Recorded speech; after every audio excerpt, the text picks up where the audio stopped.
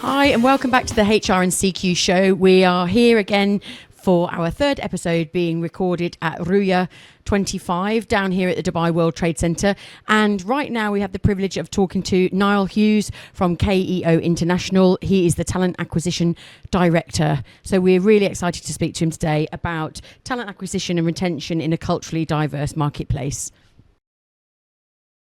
Niall, thank you so much for joining us this afternoon on the podcast. Could you give us a run through quickly? We have global reach on our podcast, so not everybody's going to know what your business does. So what does KEO International do? Yep, certainly. So KEO are a diverse set of businesses, but ultimately we are civil engineering, architecture, we have landscape architecture, sustainability, environmental services, cost management. So quite a big business, many different arms to the business. We were founded in Kuwait in 1964, so around quite a while. Yes. And we are predominantly based in the GCC, but then we've expanded our reach into Europe in the last 5 years. So we've opened up offices in Lisbon, Portugal, London, Dublin, and we're just in the process of opening another office in Madrid in Spain as well. Fantastic. So what's your headcount then? So it will vary because we're project based given the nature of our business, but roughly we probably hover between 2,500 to 3,000 employees in total. So quite a substantial thing. Yeah, good sized business. And obviously you haven't been working for them since 1964, but in recent times where you've joined them, what trends have you seen from a recruitment retention aspect to the business? Yeah, so I joined the business in 2021. I first came out to the Middle East in 2015. So I've seen in that time obviously quite a lot of changes. I think when I joined KEO, it was very much in the midst of the COVID pandemic. We would have seen a lot of changes brought about. And I think it's the same if you have a global reach. Most of your listeners will probably have had the same experiences. So we've seen quite a bit happen from the back of that. I think it's definitely, you're starting to see a generational change as well. I think that people who potentially were in the workforce even 5 years ago, definitely 10 years ago when I first came here, are starting to, retire, move out of the business. You're getting a younger generation coming through. I think the whole length of tenure is maybe changing, again, globally, not just in the Middle East in terms of the expectations of people. KEO have been very fortunate. I think the average tenure across our business is 7 years, which is extremely long. So we have a lot of lifers, a lot of people who've been with the business 20 years. I think it's probably a result because we're a family-owned business and the family are heavily involved in it day to day in terms of running it.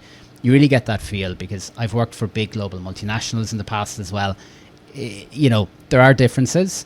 And the fact that, the CEO or the CEO will pick up the phone and call you, or, you'll go for dinner and things like that, really kind of personalize it. So I think, that helps people, kind of feel invested and part of the family as well. So I think I've got a couple of questions that I'm going to try and roll into one.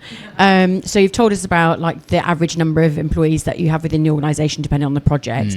But it'd be interesting to hear from you about the diversity of nationalities, like if you're familiar with how many different nationalities you typically have working with the organisation at one time.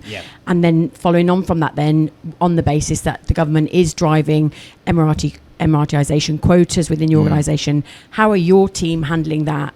What does that look like for KEO? Yeah, certainly. No, we have over 60 nationalities within the business. So very diverse. And then again, even in terms of age, everything from 18-year-olds up to people in their mid-60s. So it's a wide spectrum of different types of people. I think in terms of Emiratisation and nationalisation, because we have offices throughout the region, we obviously will feel this, the same challenges in Saudi Arabia, in Kuwait as well. But look, it is a challenge, I won't lie. We probably had to get our head around it when it first came in. I forget exactly 2-3 years ago now at this stage.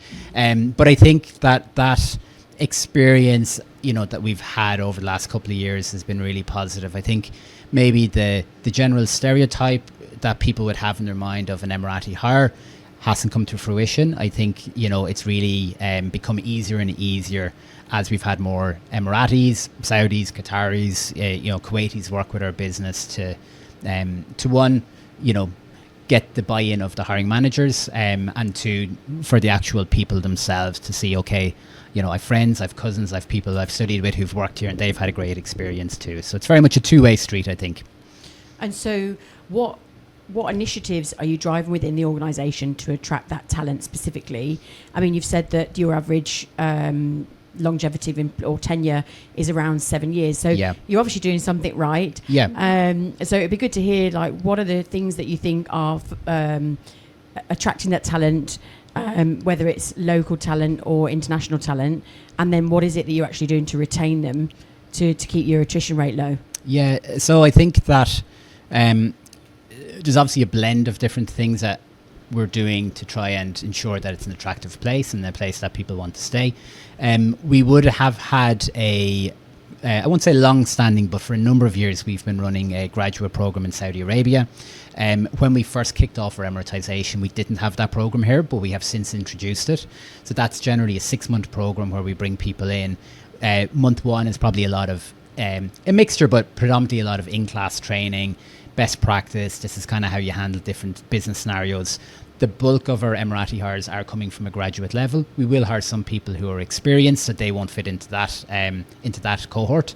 But I would say at least 80 to 90% are at that fresh graduate kind of grade. So it's just kind of bringing them through that 6-month process, getting them trained up. We will try to bring them and put them on rotation as well to give them a flavour of some different roles, because I know myself, when I left university I hadn't a clue what I wanted to do. I fell into sales, and hence, the stereotypical way if you're a salesperson is you go into recruitment or maybe property, and I went the recruitment route. Maybe regretting it, seeing the house prices in Dubai now and seeing the money that the estate agents are making, but I found myself here. So if we can kind of bring these guys around, put them on rotation, give them a glimpse of what different roles look like. You might have a guy who's studied engineering, who we start off as a civil engineer, and he ends up liking a different part of the business in our infrastructure business or even our design business, etc. So, that's working well so far. Talking about the number of different nationalities that you've got working with you, and obviously the number of Emiratis, but also the other nationals, country nationals, so Kuwait, Qatar, Saudi. Yeah. What practices have you put in place to support their integration from a cultural perspective?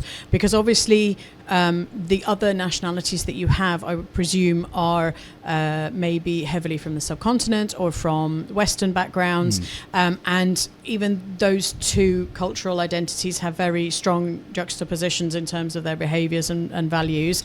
And then you've got a GCC national coming in, which whilst there are similarities, there are distinct differences as well.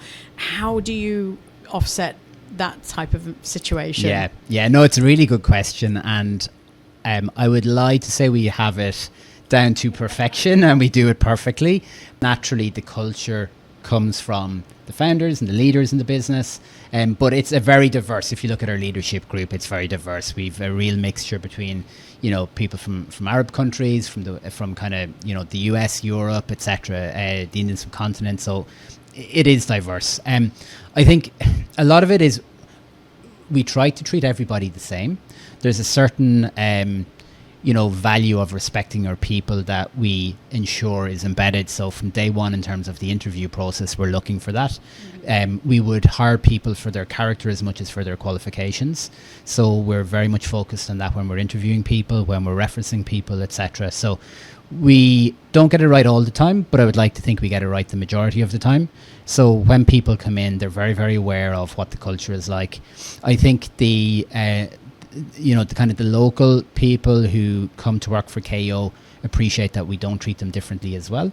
They're treated the exact same. They're held to the same standards as everybody else. They're given the same opportunities as everybody else.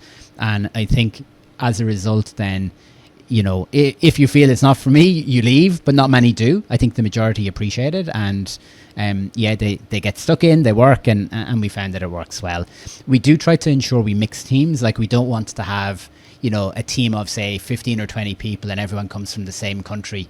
So they're all very, very diverse. So we say we've 60 different nationalities, but you could look at any one team and there's going to be a lot of different nationalities there as well. So, look, I think you kind of maybe people have a natural tendency to like people who are like you. So if you meet somebody who is from your hometown or something like that, you're going to maybe warm to them a little bit more than somebody who is from a completely different part of the world. But we will keep an eye on that too. So if we find that actually this team is getting a little bit top heavy, we've an awful lot of Westerners in that team, we need a little bit more cultural diversity in there, we'll make sure that, when we're hiring in future, that we're looking at that. So that's quite interesting. And I suppose that then brings me on to my next question. Where we do then have diversity in a team, what do you think some of the biggest challenges are that leaders have when they're trying to manage a diverse team, making sure that they're effective, working well with one another? What are some of the challenges that you see? Yeah, I think it's a lot of things come back down to communication. So I think it's making sure that you're talking to each other, that we're kind of regularly getting together, even if and again, our teams are spread out. So a lot of the time the teams won't all be sitting together in the one office. We have a hybrid working model as well in most of our teams. Not all, it's not possible. Some guys are, site-based on projects, so they're based there all the time. But yeah, we've got people spread all over the world. So a lot of teams are working across multiple time zones, let alone, different cities and stuff like that. So that's always tough. That's always a challenge. But I think once you're speaking together, you're kind of getting to understand each other. You're conscious of the cultural differences. You're conscious that, English isn't the first language for everyone, even though it's our business language and, the language that we kind of tend to speak day to day. You have to be listening to the nuances, how people are saying things. Body language can count for a lot too. So when we say hybrid, I do encourage people to turn on their video camera. Yeah. It means I have to put on a shirt and have a shave every day if I'm sitting at home. I'm not in my pajamas. Yeah. But I think so. It's just trying to really be attuned to different people, try and understand them, try and look at things from their perspective, not just your insights. But we're fortunate in terms of, like, most people who work in this region in the Middle East anyway are used to diversity. We will hire people who are coming from different countries where they've only really worked with people from their home country, but the majority of people are probably used to that at this stage. So it's maybe not as big a challenge as you would think. So you said you've been here since 2015. Yeah. So you've been in the region for 10 years now. So it might be difficult for you to remember back to when you first arrived, and what it was like and what some of the challenges were that you faced. But I know that the UAE is becoming a really attractive place for people from other places in the world to start thinking about whether they want to come here and work. So from a job seeker's perspective, people who are perhaps arriving into region, maybe without job and looking for employment, what would you say were some of the things that you wish you'd known from a cultural perspective that in hindsight now maybe is just obvious, but as a newbie it just wasn't obvious, and you think that maybe if someone had just held your hand through those moments, you maybe wouldn't have made so many faux pas, or what are the challenges you faced? Yeah, sure. And just to for clarity as well, I did end up going back to Ireland for 3 years in between, but I came out in 2015, a few years here, went back to Ireland, got sick of the rain. You wouldn't think growing up in the rain that you would get used to the sunshine, particularly when you're as pale and ginger as I am. But I definitely missed the sunshine and I came back out. But look, I think the UAE certainly has changed dramatically in that time. If I look back to Saudi, when I first went to Saudi back in those days, and I compare it now, it's completely transformed, even more so than the UAE. So I think there's been a massive change across the region. So that is definitely one thing. I think it's much easier for people who are coming over from overseas to adapt than it was when I first came here in 2015. In terms of tips, it's a really good question, and I haven't really thought in depth about it, but I think it's just being patient with yourself. It's going to be a learning curve for anybody coming in. You have to adapt. Things are done differently. I find sometimes coming from maybe the West, I'm used to things happening very, very quickly, and my expectation is that things will happen straight away, where it's not always the case here. So sometimes you kind of have to be willing to kind of take a step back and realize that, look, it will happen. You just need to be a little bit more patient.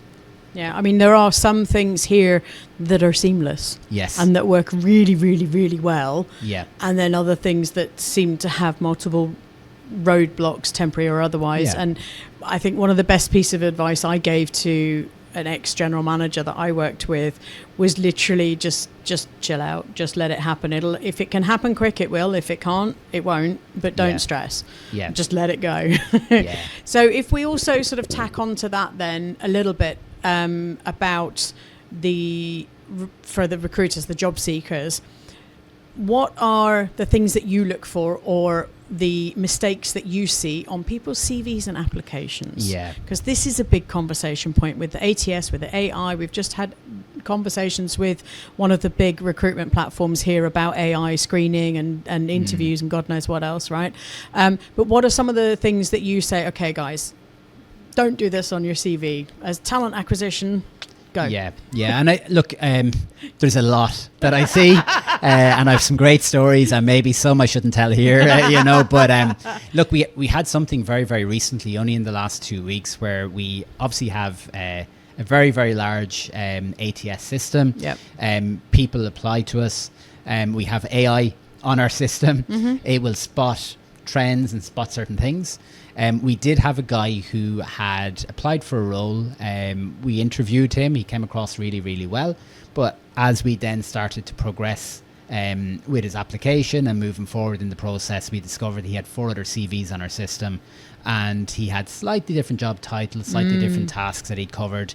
In one CV, he had even a different company he had worked for. Okay. So you need to be honest. Yeah. And I appreciate people are obviously maybe coming from, in some cases, a place of desperation. They're very, very keen to get in, but you will get found out these days.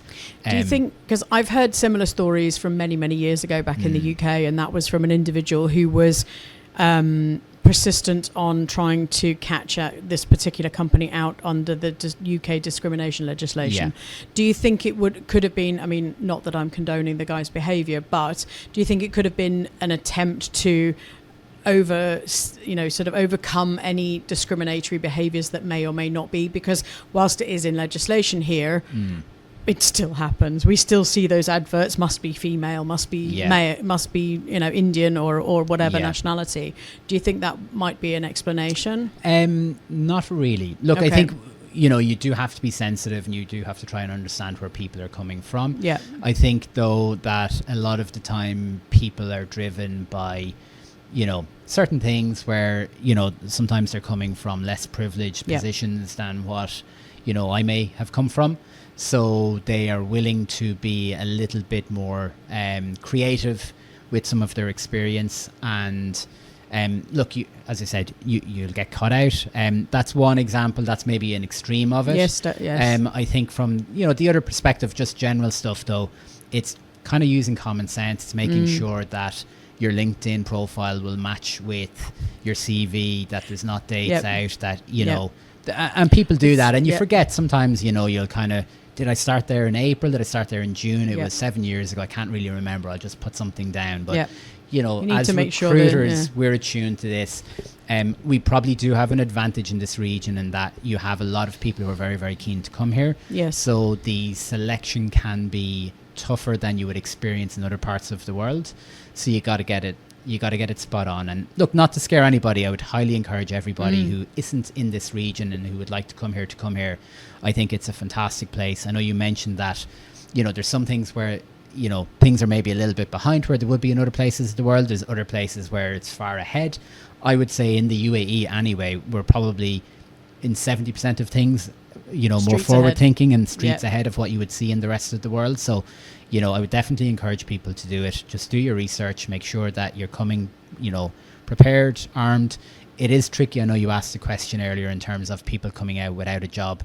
That is difficult. So you do need to budget for that. You need to kind of do your research in terms of what the cost of living is like, how much you're going to need to, you're going to need to live every month. And can you sustain yourself for 3 months, 4 months, potentially even 6 months till you find a job? You will find a job. There's lots of opportunity here, but it can just take a little bit of time. Yeah, and I think I would add to that and say, if the UAE is your desire for your future, then even if you have to live very frugally for the first few months or even a year to be able to remain here until you find work, yes, it might mean that you have to miss out on a few like opportunities of social events or gatherings or whatever, but actually it's a great sacrifice to make if then that means you're able to remain here long enough to find work and then, you know, and enjoy all of the loveliness that comes with living in Dubai. Yeah, and I think when we speak to candidates, sometimes the level of expectation doesn't meet reality as well. So we will speak to candidates because we are hiring people from all over the world and some people who've never been in the region before. And you will get some people who will be saying, well, look, the cost of living is so expensive. You know, I've looked at an apartment on the Palm and it's going to cost me this much. And I'm like, look, it's like comparing if you're living and working in London, would you be living in Kensington or Mayfair and renting a 2-bed apartment there? Probably not. So that's what you're comparing against. So if I was going to move to London for a job and I'm looking at the prices of apartments in Mayfair, I'm going to say I can't afford it. So you kind of got to be realistic with where you're living as well. There's lots and lots of nice areas. You don't have to live in like a king. Emirates Hills or the Palm or, wherever wherever the most expensive, parts of the city are. There's lots of other options there for you. So you kind of have to widen out your net and, not aim for the stars immediately when you first arrive. So I think job seekers might see, an advert on LinkedIn and they'll see that there's been 1,000 people potentially apply for it. I don't think that enough people understand applicant tracking systems and how they work, why they're beneficial for the employer, obviously, because I'll let you explain that. Yeah. But I think it would be helpful for you to kind of give an explanation of how you as an organisation use applicant tracking system and what do job seekers need to know about that. Obviously, you've talked about the need for honesty, but is there other things that they need to know? What is applicant tracking? And so on? Sure. I think sometimes people here, when they hear applicant tracking, we're all a little bit conscious and we kind of have a fear. We can follow them around. We're following them around. Yeah. That's not what we mean by that. So don't worry if you've applied to a company and it's on an applicant tracking system. It just means that we have your system on a database. If you are not suitable for the position that you have applied for, perhaps in a month's time, a different role will become available. The recruiters who work for that company will then be able to type in some words that the hiring manager has asked them to find the candidate to have or experience, and they will come across your CV. They will give you a call, talk to you about the job and see if you're interested. So generally speaking, that's kind of what we mean. With KEO and again with a lot of my colleagues in the industry who I speak to, a lot of the ATS systems, the applicant tracking systems work the same. We do have artificial intelligence over the last number of years on this as well. There will be certain jobs, a hiring manager will contact me at 4:30 on a Friday afternoon and said, we've just won a big new project. We need to hire 10 people. We need them quickly. Yep. Can you get me interviews next week? And we're like, okay. We will post the position. We will go out to the likes of, LinkedIn and some of the job boards in the region here and our own careers website. The job gets advertised. When we come back in at 8 a.m., 9 a.m. on a Monday morning, we will have applicants. We have certain roles which are extremely niche and we may have 3 applicants in 6 months, and we have other jobs where we will post it on the Friday evening and we have 1,000 people on Monday morning. If you are applying to a job, you need to apply to a job that you do have relevant experience for. I think the one thing I would say to people, we don't expect you, if there are a list of 10 duties, we don't expect that you have done all 10, but we would expect you've probably done 6 or 7 and we'll train you on the other 3 or 4. I think I've had discussions before and sat on panels when we've talked about gender. And I know traditionally as males we overshoot and we probably think we're better than we are, and females do the opposite. So I think often males will look at something and go, well, I can do 3 of the 10, I can do that job, I'm going to apply. And the female will look and go, well, I can do 9 of the 10 but I don't have that, so maybe I shouldn't apply. And look, that is a stereotype, but it is for a reason. It does happen. So I would encourage people to please apply, but do be somewhat selective and make sure that you feel you kind of tick 60-70% of the boxes for the role. When we get those 1,000 people, we would love to say we can sit there and we can manually go through every single person. Unfortunately, our time is limited. We just physically cannot do that. The AI will select a batch for us, so it will compare the job description and what we are looking for versus the CVs who have applied. It will pull the most relevant profiles to the top. We're probably looking at, I would say, the top 50 people. We're probably contacting out of that top 50, 20. And from there, we're getting a short list of 5, 6, 7 people who go forward to the hiring manager, and then they select who they want to interview. So that's really useful, interesting information for job seekers to understand, because I, have a number of contacts and people will reach out to me because they see the fabulous word HR on my LinkedIn profile and think, Sarah's hiring, so we'll send the CVs. Yeah. So I get, on spec, even though I'm not, multiple CVs and people reaching out on WhatsApp and what have you. And even in the past week or so, I've had people doing that and looking at the CV going, oh my God, doesn't it? And I'm not getting any traction. I'm like, I wonder why.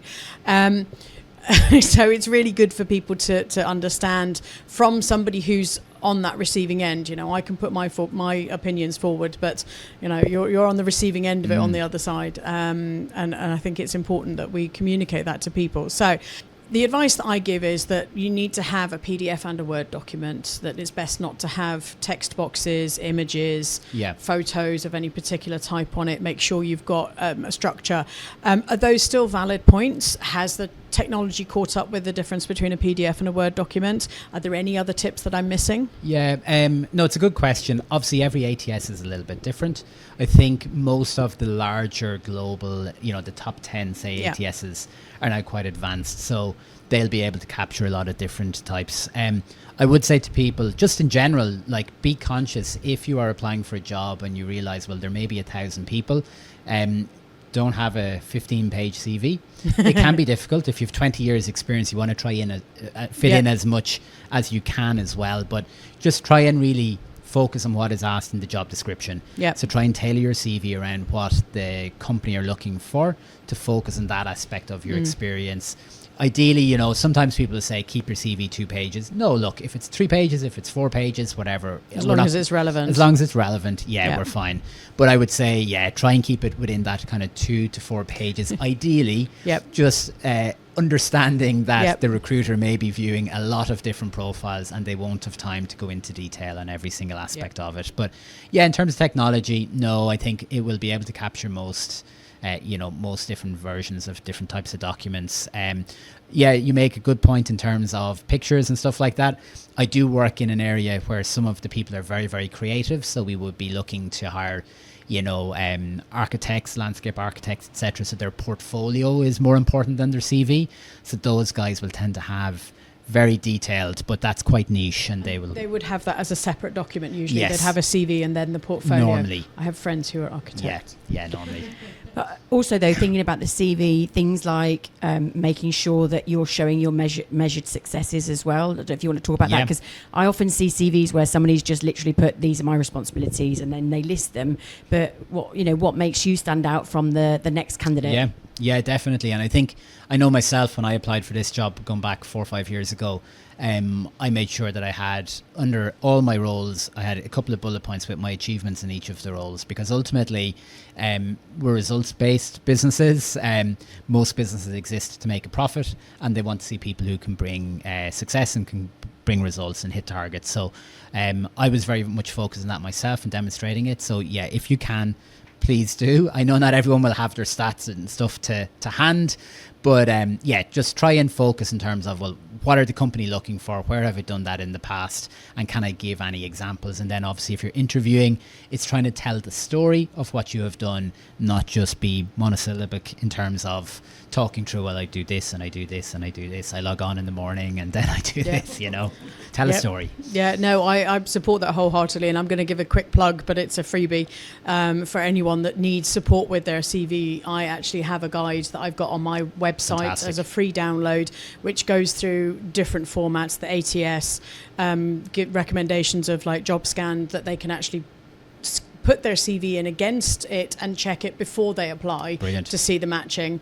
and the terminology that, ATS very much checks the singular word, not the variants of the word, so it will check if it says managed as opposed to management, manager, managing, and you need to be that specific in that connections because it hasn't quite caught up on that colloquialism of English, and various other hints and tips on there. So it is a free download. Go find my website, and we have mentioned it before in other podcasts, I believe. Anyways, we have gone over time, but you know what, Niall, it's been a fantastic conversation with you. Thank you so much for all of your hints, tips, advice. I'm sure our listeners will really, really appreciate it, and also learning about KEO International and what they do and how they're working in the region. Great. So thank you so much for your time. It's been an absolute pleasure. Yep, no, it's a pleasure. Thanks, ladies.